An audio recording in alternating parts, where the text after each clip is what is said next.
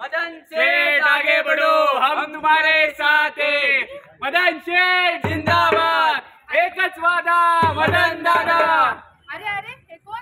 अहो हे मदन शेठ, अहो हे आपले मदन शेठ आहे। आपले अधिकृत उमेदवार। यांनी केलं तरी काय? तुमच्या गावात रस्ता कोणामुळे झाला? साहेबांमुळे। नळाला पाणी कोणामुळे आले? साहेबांमुळे। दुष्काळ पडला अरे हमारा नेता कैसा हो? मदन शेठ जैसा हो। अरे एवढं सगळं केलं यांनी, पण रस्ते तर खड्डेच खड्डे आणि नळ बसवले, पण पाणी कुठे? आणि हो, दुष्काळात मदत आली ती सुद्धा तुमच्या साहेबांनी।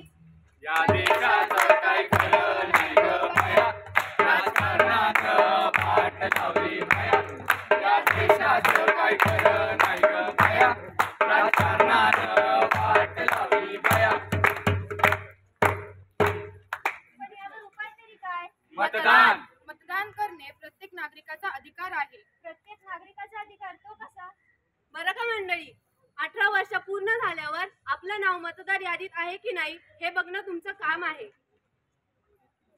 18 वर्षाचे वय केले पार, मिळाला आता मतदानाचा अधिकार। चला चला हो जाऊया, मतदान करायला जाऊया, हक्क आपला बजावूया आणि कर्तव्यांना जागूया। चला चला हो जाऊया, मतदान करायला जाऊया, हक्क आपला बजावूया, कर्तव्यांना जागूया। चला चला हो जाऊया, मतदान करायला जाऊया, हक्क आपला बजावूया, कर्तव्यांना जागूया। नाही बाई अक्का, विचार करा पक्का, नारावरतीच मारा शिक्का। तुमचा नारळ फुसका निघाले की मग काय करायचं? अरे आता शिक्का वगैरे नाही, आता डायरेक्ट वोटिंग मशीनवर जाऊन बटन दाबायचे आहे। छे छे, त्या वोटिंग मशीनवर मला मुळीच विश्वास नाहीये। का? काय झालं असं तुला? अहो बटन दाबतो एक आणि मत मात्र दुसऱ्या व्यक्तीलाच जातं। असं कसं होईल? मतदान केंद्रावर कळतं ना आपण कोणाला मत दिलं आहे ते।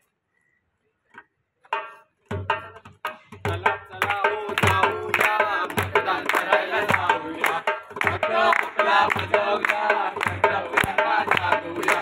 चला चला हो जाऊया, मतदान करायला जाऊया, हक्क आपला बजावूया, कर्तव्यांना जागूया। अरे ऐका ना, त्याचा काय प्लॅन आहे आपला? उद्या मस्त राईडला जाऊया का? मतदानासाठी सुट्टी सुद्धा मिळाली मला। नाही नाही, मी तर येणार नाही, मतदान करायला जायचं आहे मला। मतदान करायला जातेस, तुझ्या एका मताने काय फरक पडणार आहे का? नाही, फरक पडतो। प्रत्येक नागरिकाने मतदान केलेच पाहिजे। अरे ती बरोबर बोलते आहे, मतदान हे केलेच पाहिजे, कारण त्याच्यावर आपल्या देशाचं भवितव्य ठरते आणि आपले सुद्धा। तुम्हाला माहित आहे का, पंचायत समिती, ग्रामपंचायती, राष्ट्राने 73-74 कलम लागू केले आहे। बरं का मंडळी, आपण मत आतापर्यंत आपलं वाया घालवलं। या लोकशाहीत म्हणजे जनतेचे राज्य ही संकल्पना स्वीकारून आपल्या निवडणुकीद्वारे देशाच्या प्रतिनिधीतून आपले राज्य चालविले जाते। योग्य निर्णय प्रक्रियेद्वारे देशाला प्रगतीपथावर पुढे नेले जाते, त्याच्यावरच आपल्या देशाचं भवितव्य ठरते। आपण जो नेता निवडून देतोय तो उच्च शिक्षित आहे की नाही, त्याचं समाजप्रती असलेल्या त्याला कर्तव्याची जाणीव आहे की नाही हे बघणे देखील तितकेच महत्त्वाचे आहे। 18 वर्ष पूर्ण झाल्यावरती आपले नाव मतदार यादीत नोंदणे खूप आवश्यक आहे।